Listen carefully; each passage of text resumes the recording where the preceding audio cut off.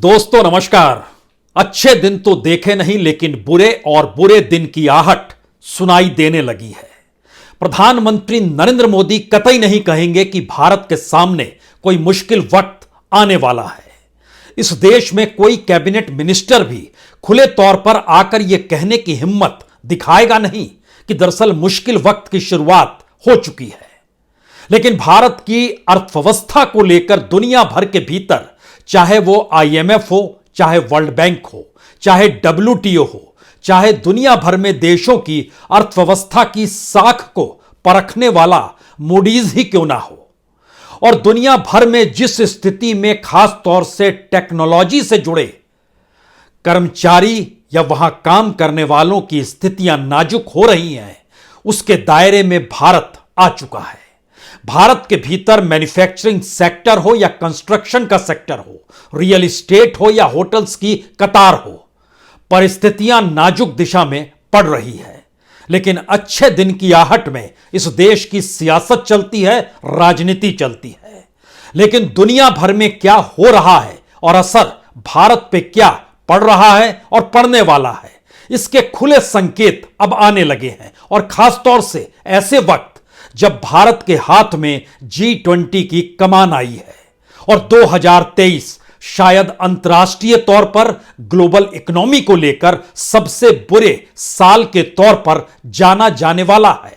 उस दौर में भारत को दुनिया के विकसित देश और विकासशील देशों में एक तारतम्य बैठाना है, क्योंकि G20 की अगली बैठक दिल्ली में ही होगी। वो नवंबर का महीना होगा, लेकिन एक बरस तक अब भारत G20 का अध्यक्ष है।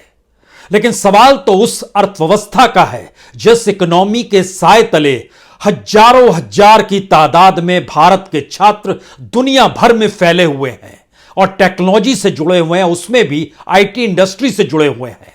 और एक के बाद एक आते हुए संकट में 1,20,000 उससे भी ज्यादा लोगों की नौकरियां इसी दौर में जा चुकी है। कोई कंपनी नए लोगों को लेने की स्थिति में नहीं है। जो पुराने प्रोजेक्ट थे उसे ठंडे बस्ते में डाला जा चुका है। और मूडीज जो साख परखता है उसने तो यहां तक कह दिया है, भारत जैसे 13 देश दुनिया में हैं जहां पर सामाजिक संघर्ष की स्थितियां पैदा हो सकती हैं। और पैदा हो सकती है का मतलब यह है कि वह तनाव की स्थिति भारत के समाज के भीतर दिखाई देगी, क्योंकि राजस्व का एक बड़ा हिस्सा आपको कर्ज अदायगी में चला जाएगा। इस देश की अर्थव्यवस्था को संभालिएगा कैसे? हमें लगता है कि आज उन पन्नों को खोलने की जरूरत है जिसके जरिए प्रधानमंत्री बुरे दिनों की आहट का जिक्र कतई नहीं करेंगे।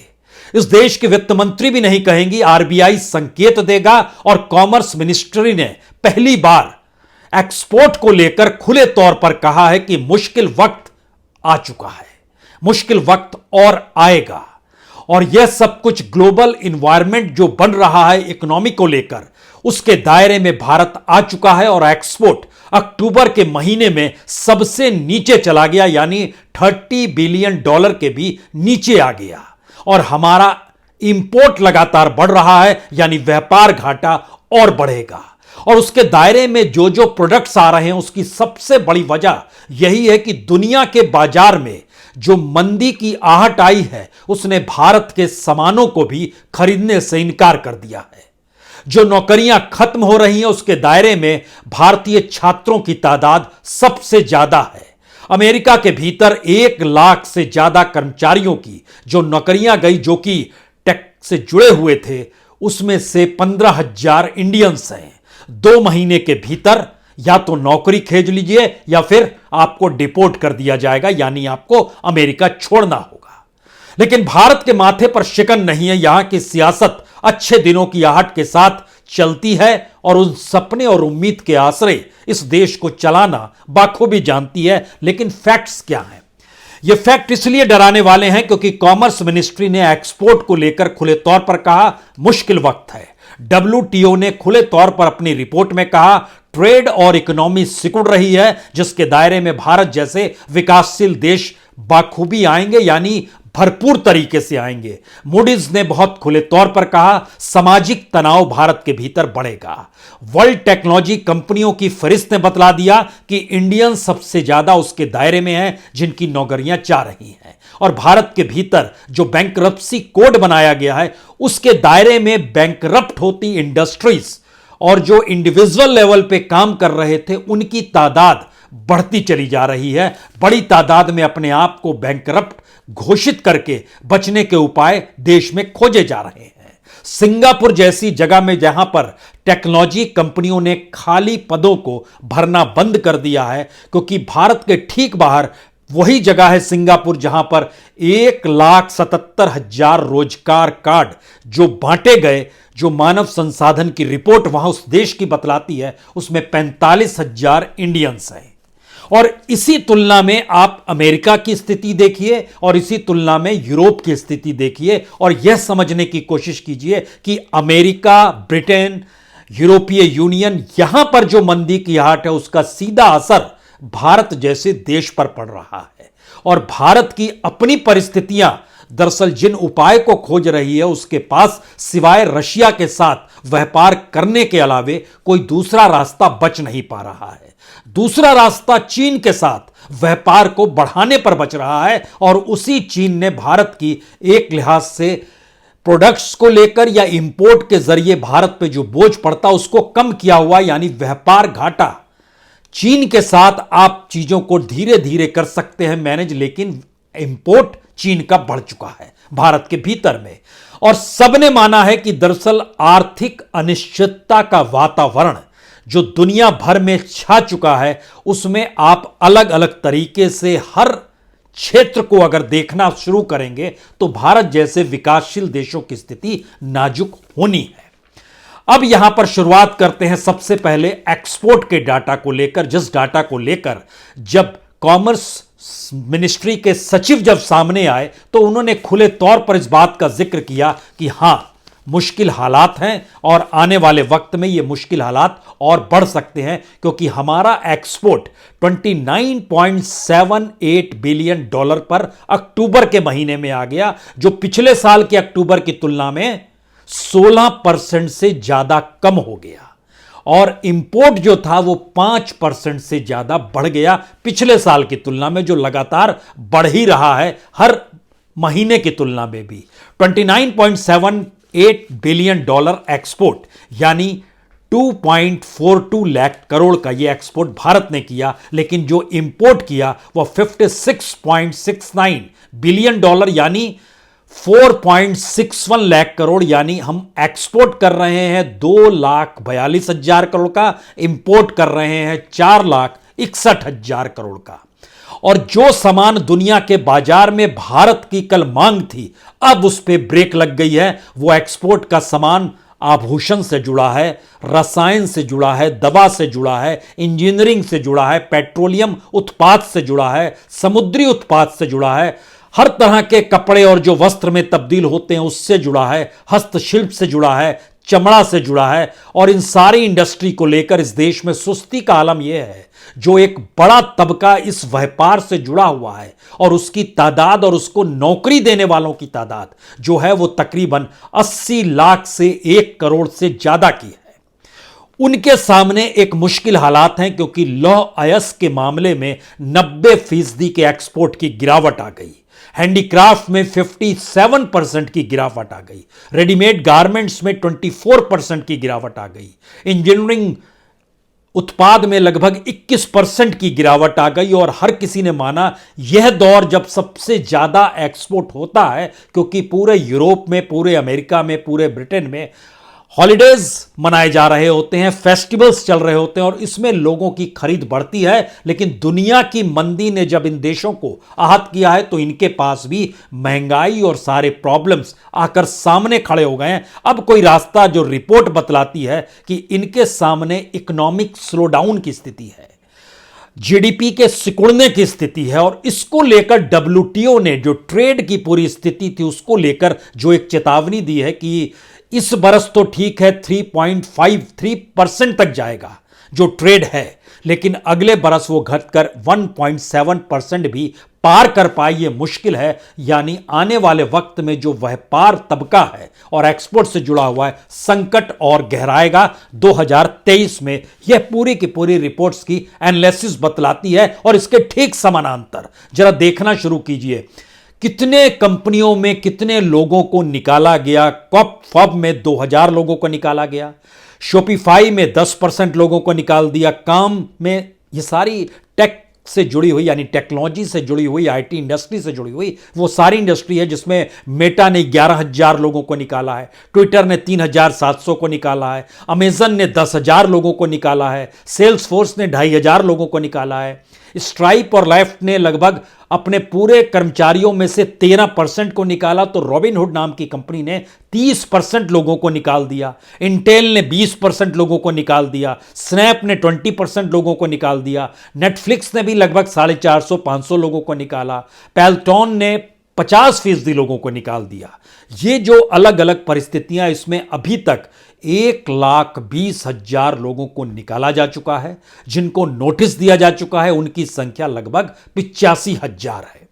यह स्थिति इकोनॉमिक स्लोडाउन की है, मंदी की है। टेक्नोलॉजी ले ऑफ जो प्रभाव भारतीयों पर सबसे ज्यादा इसलिए है क्योंकि जो अमेरिका में रह रहे हैं, सोचिए जरा, हजारों हजार की तादाद में सब एजुकेशन लोन भी देते हैं, घर से भी पैसा लगा कर गए, लेकिन आज की तारीख में वहां पर भी जो रिसेशन की आहट है वो डराने वाली हो गई है। और जो H-1B वीजा लेकर गए थे उनके सामने भी है कि आज नहीं कल 60 दिनों में अगर नौकरी प्राप्त नहीं की तो उनको डिपोर्ट कर दिया जाएगा। भारत के भीतर जो इंसॉल्वेंसी एंड बैंकरप्सी कोड है और उसके मातहत जो इंसॉल्वेंसी और बैंकरप्सी बोर्ड ऑफ इंडिया, उसके दायरे में जितने कंपनियां अपने आप को दर्ज करा रही हैं, उस फेरिस्त को अगर समझे तो मैन्युफैक्चरिंग सेक्टर है, रियल एस्टेट है, कंस्ट्रक्शन है, रिटेल ट्रेड है, होटल है, इलेक्ट्रिसिटी है, ट्रांसपोर्ट है, एक बड़ी तादाद है। और दबाव इतना ज्यादा है कि ज्यादा से ज्यादा मामलों को बहुत तेजी से सलटाइए। तो ऐसा नहीं है कि आईबीसी ने मामलों को सलटाया नहीं, रिकवरी नहीं की, उसने बाखूबी रिकवरी की। अप्रैल से जून के महीने में 149 लोगों का मसला था, 6,400 करोड़ की रिकवरी भी की। जुलाई से सितंबर में 126 लोगों का मसला था, लगभग 13,108 करोड़ रुपए। पिछले बरस लगभग 13,108 करोड़ की रिकवरी की। पिछले साल यानी फाइनेंशियल ईयर 22 में 865 लोग जो इंडिविजुअल लेवल पे, जो पर्सनल तौर पे जिन्होंने गारंटी ली हुई थी, जो कर्ज लेते हैं और सारी चीज, उनसे लगभग 62,700 करोड़ रुपए की रिकवरी भी की। लेकिन इस दौर में कंपनियों के दिवालिया बताने की फहरिस्त जो है बढ़ती चली जा रही है। अभी भी आईबीसी के पास 1,900 केसेस ऐसे हैं जो इंडिविजुअल लेवल पर जुड़े हुए हैं और जो कंपनियों के मसले हैं वो अलग हैं, वो तकरीबन 2,400 के लगभग हैं। वो सभी पेंडिंग पड़े हुए और लगातार उसकी तादाद अगर बढ़ रही है, उसकी सबसे बड़ी वजह WTO की रिपोर्ट बतलाती है, जिसने साफ तौर पे कहा है कि जो अनिश्चितता है और जो मुश्किल वक्त सामने आकर खड़ा है, उसमें विश्व की स्थिति के सामने भारत जैसे विकासशील देशों का संकट बढ़ेगा और दुनिया के जो विकसित देश हैं, संकट वहां पर भी बढ़ेगा। और हम जब अपनी तुलना दुनिया के दूसरे देशों के साथ करना शुरू करते हैं तो इस बात को भूल जाते हैं कि भारत के भीतर की असमानता और भारत के बहुसंख्य तबके की आर्थिक सामाजिक स्थिति इतनी नाजुक है कि अगर उसमें से एक रोटी भी आप निकाल लीजिएगा तो भूखों मरने की नौबत आ जाएगी। विकसित देशों की हालात नहीं है, हम उस पर आए, लेकिन उससे पहले WTO की रिपोर्ट साफ कहती है कि ग्लोबल ट्रेड जो था उसकी ग्रोथ जो है वो इस हद तक स्लो है कि अगले बरस सिर्फ 1% पर वो आ जाएगा। कल्पना कर रहे हैं, 1% की स्थिति अगर आ जाएगी, जो कि एक वक्त 10% को पार किए हुई थी, 8% पे चल रही थी, 7% पर चल रही थी, वो घटते घटते इस बरस 3.5% आई और अगले बरस घटकर 1% आ जाएगी। यानी इकोनॉमिक रिकवरी जब तक अमेरिका और यूरोप की नहीं होगी, तब तक भारत जैसे देशों के सामने बड़े मुश्किल हालात आने वाले हैं। और इस परिस्थिति में जो दुनिया के अलग अलग देशों की जो साख निर्धारित करती है ना, वहां की आर्थिक स्थितियों को लेकर, उसको कहते हैं मूडीज कंपनी है। उसने बहुत साफ तौर पर भारत के संदर्भ में एक नेगेटिव एस्पेक्ट रखा है, नकारात्मक परिदृश्य रखा है, और उसकी सबसे बड़ी वजह उन्होंने दो तीन ही बताई कि दरअसल खाद्य पदार्थों की कमी का होना, यानी उसकी कीमत का बढ़ जाना। अगर कमी होगी तो डिमांड बढ़ेगी, डिमांड ज्यादा होगी तो कीमत बढ़ जाएगी, और कीमत देने के लिए लोगों के पास पैसा ना होना, तो भारत के भीतर की सामाजिक परिस्थितियों में सामाजिक तनाव पैदा होगा, क्योंकि गवर्नमेंट के पास भी रेवेन्यू नहीं बचेगा कि वह कैसे वेलफेयर स्कीम को चलाए, और जो 80 करोड़ को 5 किलो अनाज दे रही है उसको लेकर भी उसकी अपनी इकोनॉमी का संकट और गहराएगा। उसकी बड़े वजह यह है कि कर्ज का बोझ बढ़ेगा, और भारत लगातार कर्ज के बोझ तले दब रहा है, और उसके साथ जो मैनेजमेंट होता है वो एक बेहतरीन नहीं हो पाएगा, यानी उसको संभाल पाना मुश्किल होगा। यह मूडीज की रिपोर्ट बताती है कि वित्तीय स्थिति अगर तंग होगी, आर्थिक झटके से जो नुकसान होगा, उसमें कर्ज का बोझ जिस तरीके से बढ़ेगा, उसमें आप मैनेजमेंट सही तरीके से नहीं कर पाएंगे तो कर्ज की लागत भी बढ़ेगी, और जो आप पर ब्याज बढ़ता चला जाएगा उसको चुका पाने की क्षमता आपके हाथ से धीरे धीरे निकलती चली जाएगी। यानी सवाल सिर्फ नरेंद्र मोदी भर का नहीं है, उसके बाद भी जो आएगा वह भी इस बोझ तले होगा कि भारत की इकोनॉमी को पटरी पर लाए कैसे। लेकिन आप कहेंगे कि जीतेंगे तो मोदी ही, तो जीतने के बाद और मुश्किल हालात में इस देश की इकोनॉमी से जो खिलवाड़ लगातार हो रहा है वह और विकृत और मुश्किल स्थिति में देश को लाएगी, क्योंकि सामाजिक और आर्थिक विकास को लेकर भारत जैसे देश की आबादी की जो जरूरतें हैं, उसके जो सपने हैं, उसके जो आकांक्षाएं हैं, उसको पूरा नहीं कर पाएगी तो भारत की राजनीति एक भ्रम पैदा करेगी, और भ्रम पैदा करने के लिए वो जाहिर है अच्छे दिनों के ख्वाब, उसके नारे के तले ही भारत के लोगों को जिंदगी जीने के लिए मजबूर किया जाएगा। और वह जो 5 किलो अनाज की जो प्रक्रिया, उसके दायरे को इस रूप में भारत को बढ़ाना होगा जहां पर एक भ्रम की स्थिति बनी रहे कि ऐसा कोई नहीं कर सकता, लेकिन इकोनॉमी संभालने वाले जो लोग हैं वह जो ध्वस्त होते चले जाएंगे। जो इससे पहले के डाटा हम आपको बता रहे हैं, तो इस देश में अर्थव्यवस्था का पहिया घूमेगा कैसे कोई नहीं जानता है, क्योंकि राजस्व का एक रेवेन्यू का एक बड़ा हिस्सा आपको ब्याज का भुगतान करने में देना होगा। यह मूडीज की बहुत साफ रिपोर्ट है। भारत के साथ उसने 13 देशों को और रखा है, लेकिन इसमें सबसे बड़ी महत्वपूर्ण बात यह है कि वो कह रही है कि भारत के भीतर सामाजिक तनाव बढ़ेगा, यानी एक टेंशन की स्थिति जो सोसाइटी के भीतर बेरोजगारी को लेकर है, महंगाई को लेकर है, इस देश के भीतर में इंडस्ट्रीज के काम ना करने की स्थितियों को लेकर है, पीएफ तक का पैसा निकाल कर जिंदगी जीने की परिस्थितियां हैं, घर के भीतर बेरोजगारों की बढ़ती तादाद को लेकर है, पिता का रिटायरमेंट, पीएफ का पैसा आना, बच्चे को नौकरी नहीं मिलना, हायर एजुकेशन की दिशा में जाना, एजुकेशन का कॉस्टली होना, हेल्थ सेक्टर में कॉस्टली होना, आपके पास बेसिक इंफ्रास्ट्रक्चर नहीं होना, यह एक सामाजिक तनाव को बढ़ाता है। तो क्या सामाजिक तनाव सामाजिक संघर्ष की स्थिति में भी ले जाएगा? यह इसलिए एक बड़ी बात है क्योंकि भारत के लोग अक्सर और भारत की सरकार अक्सर दुनिया से तुलना करने लगते हैं। तो हमें लगता है कि जो 2-3 चीजों को पकड़िए, एक तो महंगाई और एक बेरोजगारी। अगर आप इन्फ्लेशन को भी पकड़ते हैं तो बीते 10 बरस का मतलब क्या हुआ, 2011-12 और 2021-22, इस फहरिस्त में अगर एवरेज निकल कर लाएंगे, दुनिया के जिस भी देश को आप कहना चाहते हैं, भारत सबसे ऊपर टॉप पर था, और भारत के भीतर 6.14% इन्फ्लेशन की रेट रही है इस पूरे मोदी काल में। अमेरिका में सिर्फ 2% था, चाइना में 2.3% था, जापान में 0.47% था, जर्मनी में 1.51% था, ब्रिटेन में 2.04% था, फ्रांस में 1.24% था, इटली में 1.16% था, कनाडा में 1.8% था, साउथ कोरिया में 1.57% था, ब्राजील में 5.88% था, और रशिया में 6.53% था, जो मैक्सिमम माना गया एवरेज के तौर पर। लेकिन भारत ने उसके एट पार जाकर 6.14% का एवरेज भारत का रहा 2012 से 2022 तक।